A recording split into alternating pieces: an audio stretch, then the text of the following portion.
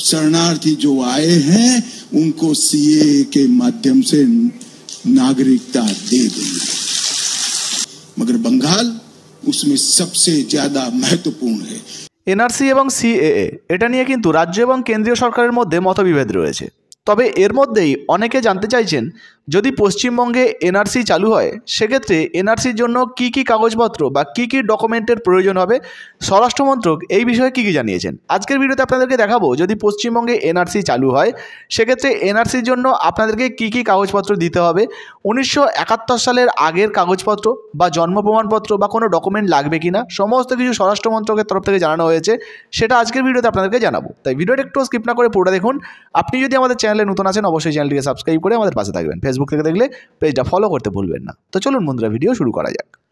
তো বন্ধুরা, এবারে আমরা জেনে নেব, যদি পশ্চিমবঙ্গে এনআরসি হয় সেক্ষেত্রে কী কী নথির প্রয়োজন হবে, এই বিষয়ে স্বরাষ্ট্রমন্ত্রক কী জানিয়েছে। তো বর্তমানে আপনাদেরকে জানাবো, এই এনআরসি নিয়ে নানান রকম চিন্তা অনেক মানুষের মনেই রয়েছে। তো বর্তমানে এই এনআরসি হলে কী কী কাগজপত্রের প্রয়োজন হবে সমস্ত কিছু আপনারা জানতে পারবেন। দেখুন, এখানে প্রথমেই বলা হয়েছে এই প্রক্রিয়ায় কাউকে নিজের নাগরিকত্ব প্রমাণ করতে বলা হবে না। তো প্রথমেই চিন্তার অবসান বুঝতে পারলেন, এখানে পরিষ্কার বলা হয়েছে এই প্রক্রিয়ায় কাউকে নিজের নাগরিকত্ব প্রমাণ করতে বলা হবে না, বরং এটা শুধুমাত্র জাতীয় নাগরিক পঞ্জিকায় নাম নথিভুক্ত করার প্রক্রিয়া। তো আশা করি আপনারা ব্যাপারটা বুঝতে পেরেছেন। সেই সঙ্গে আর কি কি বলা হয়েছে দেখুন, বলা হয়েছে আধার কার্ড তৈরি করার জন্য বা ভোটার তালিকায় নাম তোলার জন্য যে পরিচয়পত্র দিতে হয় এনআরসির জন্য সেগুলো দিলেই হবে।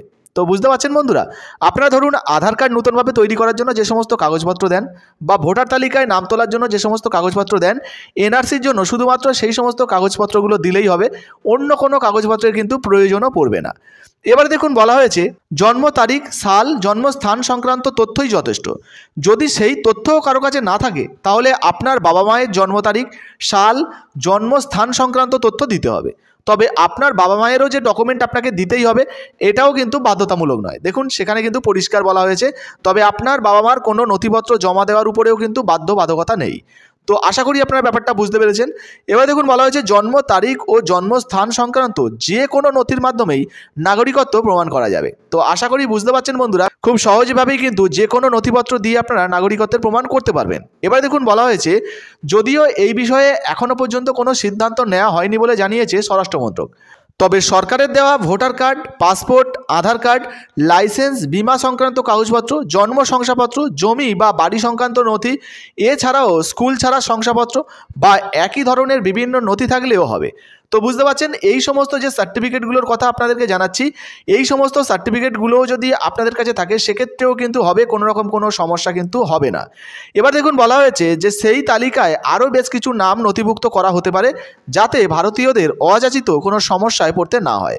তো বুঝতে পারছেন, এই সমস্ত যে ডকুমেন্টগুলো রয়েছে যেমন ভোটার কার্ড, পাসপোর্ট, আধার কার্ড, ড্রাইভিং লাইসেন্স বা লাইসেন্স, বিমা সংক্রান্ত কাগজপত্র, জন্ম শংসাপত্র, জমি বা বাড়ি সংক্রান্ত নথি, এই সমস্ত ছাড়াও বেশ কিছু ডকুমেন্ট আরও কিন্তু জোড়া হবে যেগুলো খুব সহজেই পাওয়া যায়। এই সমস্ত ডকুমেন্ট দিয়েও কিন্তু আপনারা এই এনআরসিতে কাজে লাগাতে পারবেন, অর্থাৎ এক্ষেত্রেও কিন্তু আপনাদের কোনো রকম কোনো সমস্যা যাতে পড়তে না হয় সেই চিন্তাই করা হচ্ছে।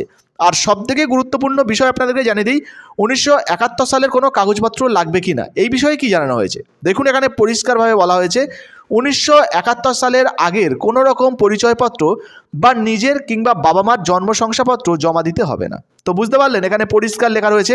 অনেকে হয়তো চিন্তা করছিলেন 1971 সালের যে কাগজপত্র 1971 সালের আগের সেগুলো প্রয়োজন পড়বে, না হলে কিন্তু এনআরসির আওতায় পড়ে যাবেন। তো এখানে দেখুন পরিষ্কার বলা হয়েছে 1971 সালের আগের কোনো রকম পরিচয়পত্র বা নিজের কিংবা বাবা মায়ের জন্ম শংসাপত্র দিতে হবে না। তো বুঝতে পারছেন, এখানে কিন্তু কোনো রকম কোনো শংসাপত্র দেওয়ার প্রয়োজন নেই, তা শুধুমাত্র অসমের এনআরসির ক্ষেত্রে প্রযোজ্য ছিল। তো বুঝতে পারছেন, অসমে কিন্তু হিন্দুর সংখ্যা বেশি, আর সেখানে কিন্তু যে এনআরসি হয়েছিল সেখানে এই নিয়মটা প্রযোজ্য ছিল, 1971 সালের আগের কাগজপত্র কিন্তু জমা দিতে হচ্ছিল।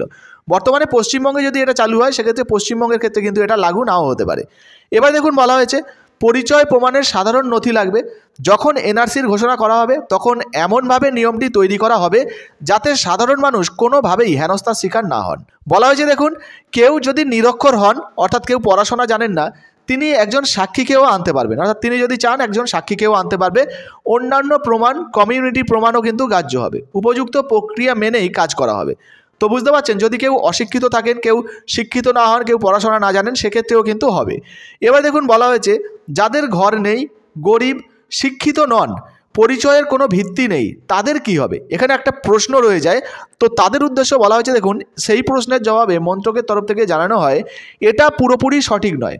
কারোর কোনো ভিত্তি তো অবশ্যই ছিল, তারা সরকারের বিভিন্ন প্রকল্পের সুবিধা পান, সেটার ভিত্তিতেই তাদের পরিচয় কিন্তু স্থাপিত হবে। তো বুঝতে পারছেন, বর্তমানে কিন্তু যে সমস্ত প্রকল্পের সুবিধা পান সেই অনুযায়ীও কিন্তু আপনাদের ভিত্তি স্থাপিত হবে, এটাও কিন্তু এখানে বলা হয়েছে।